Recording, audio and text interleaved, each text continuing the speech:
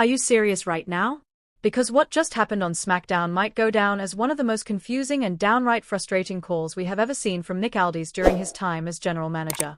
And if this decision didn't immediately make you stop and question everything, then honestly, you haven't been paying close enough attention to the long and emotional road Sami Zayn has traveled over the past few years.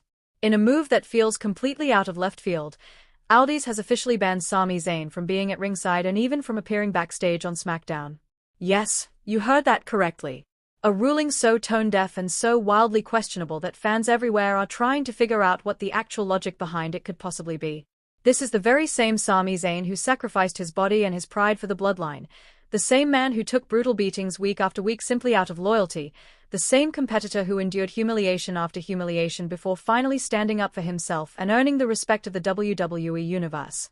And now, after everything he has gone through, after everything he has proven, he's the one being punished. How exactly does that add up? Because from where many fans are sitting, it feels less like a carefully planned storyline and more like someone backstage threw a random twist into the mix just to stir controversy. Let's be real for a second. Sami Zayn has been one of the most compelling and emotionally engaging figures in professional wrestling for years now. His involvement with the bloodline was not just entertaining television, it was storytelling at its absolute finest. We watched him desperately try to earn acceptance within Roman Reigns' inner circle. We saw him get knocked down, mocked, and embarrassed time and time again. Yet he kept coming back, driven by the simple desire to belong somewhere. When he finally earned that respect, it felt earned. And when the bloodline ultimately turned on him, the betrayal hit harder than almost anything else on WWE programming. Through every setback, every heartbreak, and every physical war he endured, Sami Zayn continued to fight forward.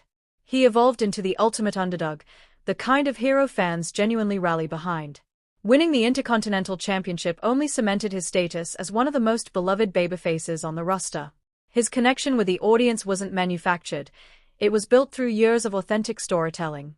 And now Nick Aldis, who has only recently stepped into the general manager role compared to the years Sami has spent building his legacy, suddenly positions Zayn as the problem. The same Sami who has been defending himself, standing up to bullies, and doing exactly what a top babyface is supposed to do is now being restricted from ringside. The question practically asks itself, what did Sami actually do to deserve this? Did he randomly attack someone without reason? Did he interfere in matches where he had absolutely no involvement? Did he create chaos just for the sake of it? The honest answer is no. Time and time again, Sami has acted in self-defense or in support of allies under threat. Yet the response from Aldis is to remove him from the equation entirely. That's the part that has fans scratching their heads. This doesn't feel like the kind of authority figure decision that builds compelling heat. Instead, it comes across as an unnecessary power play that risks alienating viewers who are deeply invested in Sami's journey. We've seen this type of authority versus underdog dynamic work before. Think back to when Daniel Bryan was repeatedly blocked by the authority. That storyline worked because it clearly built toward a massive payoff at WrestleMania 30. The frustration had a destination. The obstacles had a purpose. So the big question now is simple. What is the endgame here with Sami Zayn? Is Nick Aldis being positioned as a full-blown heel authority figure, or is this just a random narrative detour that weakens one of SmackDown's strongest characters? When Aldis first stepped into the GM role, he brought credibility and presence from his NWA background. For the most part, he has carried himself well in the position. But this particular decision feels like the kind of move that could quickly turn the audience against him, and not in the satisfying love-to-hate way that great wrestling villains thrive on. The timing makes it even more questionable. The Bloodline story remains one of the hottest angles in WWE, tensions across SmackDown are already sky-high, and now one of the key emotional players in Sami Zayn is being sidelined from ringside involvement. What happens when chaos inevitably erupts during a match involving his allies? What happens when the moment calls for Sami to even the odds and he legally can't be there? Restrictions like this don't just affect one character, they can limit the organic unpredictability that makes wrestling moments explode with energy. And then there is the glaring double standard that fans are already pointing out. Over the years, how many times have heels interfered freely at ringside? How often did members of the Bloodline stack the deck in their favor without facing this kind of blanket ban? Roman Reigns had backup at ringside for years, and nobody stepped in with this level of restriction. But Sami Zayn, a fan favorite fighting on the side of justice, suddenly gets singled out. That inconsistency is hard to ignore. It risks undermining the very character arc that WWE spent years carefully building. We watched Sami grow from an insecure outsider into a confident, resilient hero capable of carrying major storylines and delivering show-stealing performances. To now present him as someone who can't even be trusted near ringside feels, to many viewers, like a step backward. From a creative standpoint, it raises real concerns.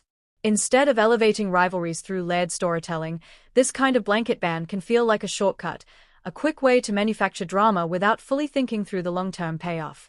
And while Nick Aldis the character may simply be following storyline directives, he is the one who will absorb the crowd's reaction week after week. The logistical side only deepens the confusion. Sami Zayn remains under contract. He still competes. He still has obligations to fulfill. So where exactly is he supposed to be during SmackDown broadcasts if he is banned from both ringside and backstage areas? Sitting in the parking lot watching on a monitor? Waiting off-site until his music hits? The more you think about it, the more questions this decision creates. Meanwhile, other superstars continue to bend the rules without facing the same level of punishment. That imbalance sends a strange message within the storyline world, that authority can be applied selectively at any time. And that is where the real risk lies. Because Sami Zayn's entire WWE journey has been built on overcoming obstacles and proving doubters wrong.